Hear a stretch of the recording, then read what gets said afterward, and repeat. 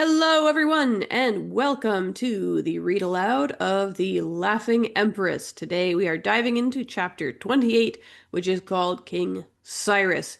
If you're just arriving here and are like, well, where is chapter 1? Well, I have linked to the playlist in the description so you can hop on in and find chapter 1 and start from there. In the meantime, let's go ahead and dive into chapter 28. Philothea was beginning to think her travels would never end. She spent a lot of time talking to Zoe about what they would do when the whole conflict was over. At this point, their dreams consisted of sleeping in an actual bed, eating real food, and taking warm baths. When Philothea saw the white towers of a castle rising up on the horizon, she couldn't believe it was real. Polly, however, confirmed the structure's existence by shooting off Zoe's shoulder, crying out, "My grape! My grape! I saved the princess! Where is my grape?" He vanished from their sight. But Raven put Philothea's worries to rest with a wave of her hand. "It will be good if he arrives before we do," she shrugged. "Assuming your dad is at home, it will be easier to convince him you are, in fact, his missing daughter if Polly tells him."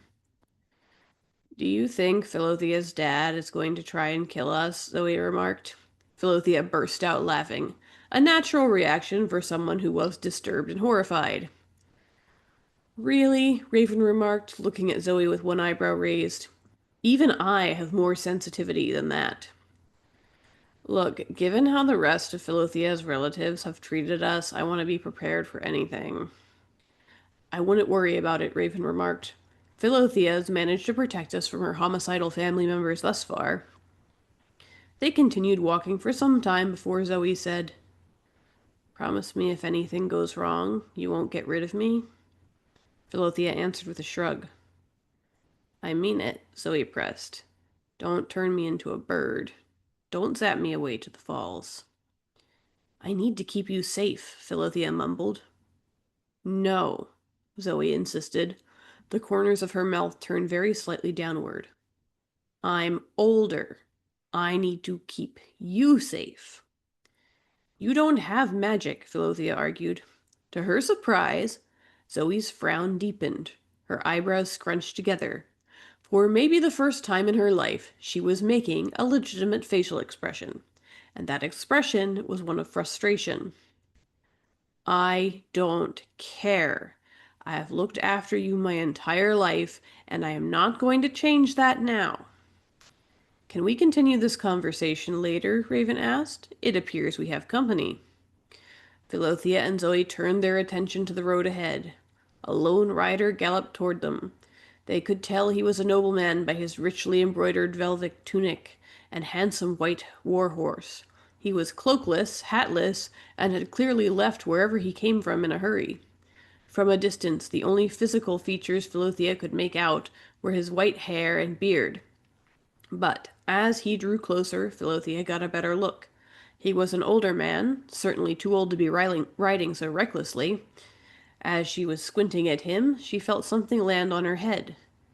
"Here is the baby," she heard Polly chirp from above. "Where is my grape?" The newcomer brought his horse to a halt before Philothea, dismounted, and stood for a moment regarding her with disbelieving eyes. Philothea stared back. He was very fair. His hair had probably been blonde when he was younger, yet Philothea recognized the soft, gentle features. They were hers. They were Zeno's, too. She opened her mouth to speak, but it was a long moment before she found the courage. "Daddy?" she finally asked. Tears flooded his cheeks. He nodded and pulled her into a tight embrace. "Yes, yes," was all the king managed to choke out. A long moment passed before Zoe glanced at Raven and said, "This is nice. Do you want a hug?" "I will stab you in the face," Raven replied. Zoe nodded approvingly at this response. The king finally released his daughter, wiping the tears from his eyes with the base of his wrist. He said, "I don't even know your name." "Philothea," she answered. "Friend of God," King Cyrus answered. "Beautiful." "Do I have another name?" Philothea asked. "One that you and Mom gave me?" The king smiled. "Yes," he said. "Your name was Zoe." Philothea burst out laughing. Raven shot Zoe a grin. Zoe raised her eyebrows and said, "Yeah, you're gonna have to keep Philothea because that name is already taken." That's the end of chapter 28. Come back next week for chapter 29. We've only got a couple more chapters to go here. I think it's like 5 more or something. I'll go count them later for you. In any case, feel free to check out the rest of the playlist below, and I will see you next Monday. Bye bye!